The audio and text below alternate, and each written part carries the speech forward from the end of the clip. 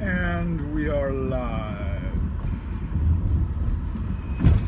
Greetings, everyone. This is the Drive Jive live at 5. I am your host, Frank Monday. I hope you are all doing well today. And it is Tuesday, April 13th, 2021. This afternoon, we're going to go deep into paranormal phenomena and ask the question, what's real and what's unreal? Dr. Joseph P. Farrell has written several books on the Nazis and the occult. So what were they really up to in that era? Why the fascination with dark forces? And did Aleister Crowley pull down and open the door for a demonic entity that he named Aiwass when he was on his trip to Cairo with his wife? Is there truth to any of these stories?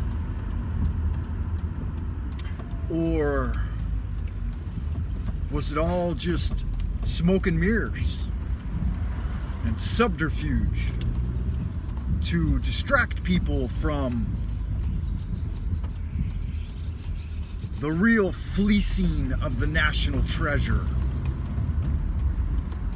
Gold bullion and other precious metals, land titles, and access to resources.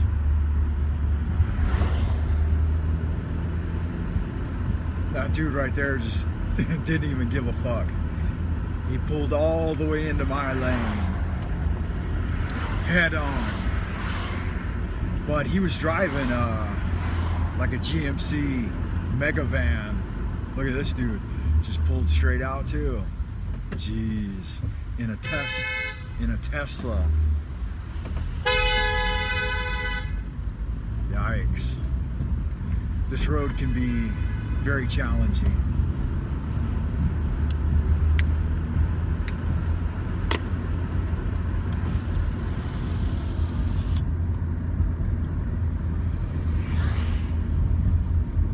So on this Tuesday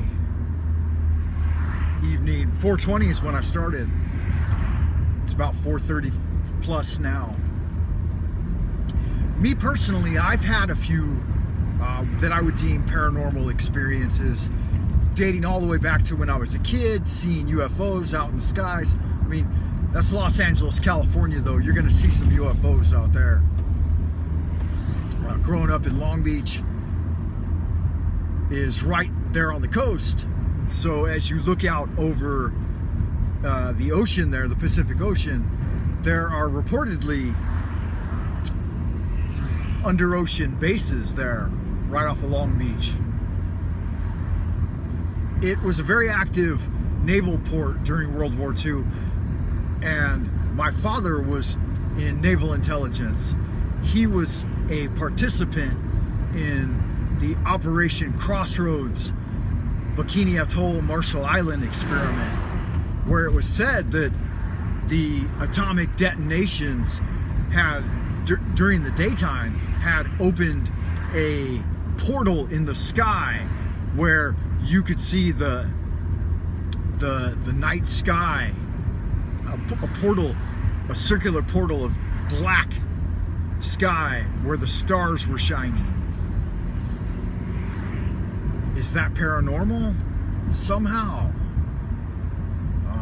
After the test the sailors said, and this is a first-hand account from my father, they said that the steel on the ship glowed an orange, it glowed orange, and would leave, when you closed your eyes, it would leave green impressions in your mind.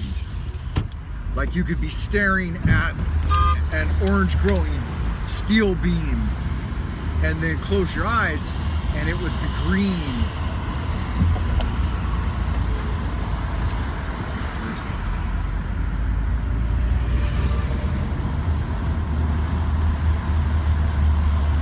There were some other associated details he told me about that experience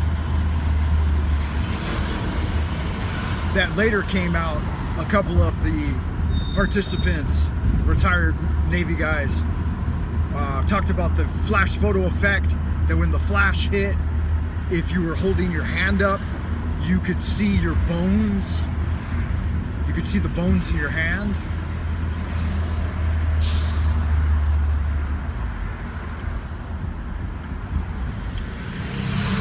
So I grew up a genetically modified individual, I think. I mean, if the semen is exposed to that level of gamma radiation and ionizing radioactive fallout, then I would imagine that I'm a bit modified genetically. Personal experiences have ranged from things like apparitions to alien encounters. I've had quite a few run-ins with the Greys. There was a time I was driving to New Orleans, or New Orleans, as the locals like to say, and I was with a friend who was Navy, ex-Navy. He was out of the military. I believe he had been out for a couple of years. He worked as a boiler room operator on an oiler in the theater during Desert Storm.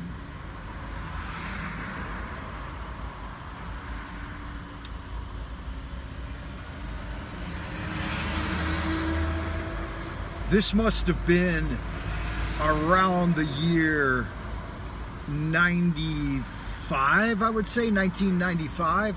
So there weren't any publicly available drone operation programs.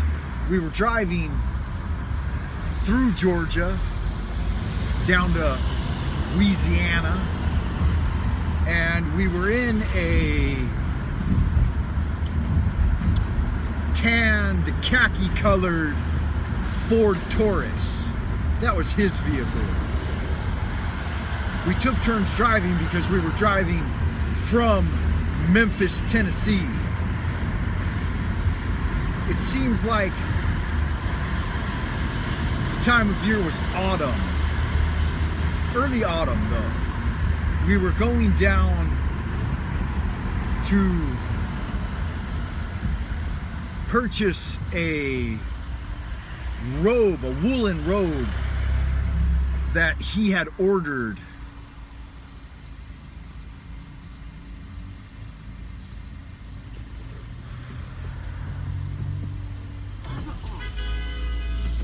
That he had ordered a black woolen robe that he had ordered for occult work from a clothier in New Orleans. And we had timed our trip to be there for a couple of weeks at around the time of Halloween. Our destination was the French Quarter. There were quite a few occult bookshops that we were interested in visiting. I was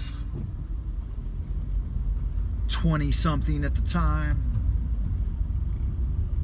He was a little older than me.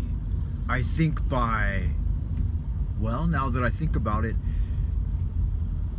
4 years. Was he 4 years older or 5? 4 or 5 years older than me. No, that's wrong. He was 6 years. No, 5. 5 years older than me. So if I was 20 something, he was mid 20s. And his name was Bratcher. Last name Bratcher. Bratcher. Bratcher. I remember as we drove along the highway in Georgia, there was a giant peach object art that represents coming into Georgia. I guess one of their main agriculture products is peaches. Land of the peaches. I'm not a Southern boy by birth or by education.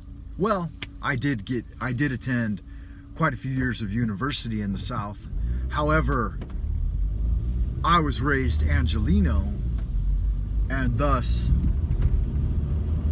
those country folk thought of me as a city slicker, and they interacted with me accordingly.